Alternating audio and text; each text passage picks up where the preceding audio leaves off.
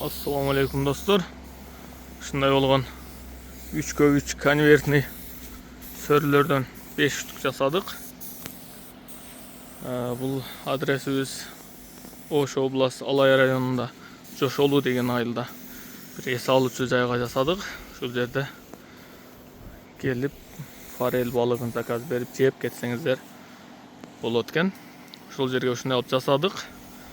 Андыктан ушундай эс алуу жайларга айтор үйдүн алдына деле 3x3 6 гранник, 8 гранник, тоголок түрүндө кандай түрүндө сөрү кааласаңыздар бизге эле айтсаңыздар, үйүңүздөрдүн алдына барып ушундай алуу установка кылып ачыдоо бүтүрүп беребиз.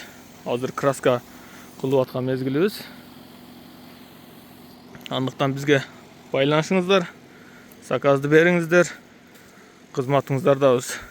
Мени биринчи көрүп аткандар болсо мага подписка басып, лайктан басып, комментарийге ой пикириңиздерди, сунушуңуздарды калтырып кетиңиздер.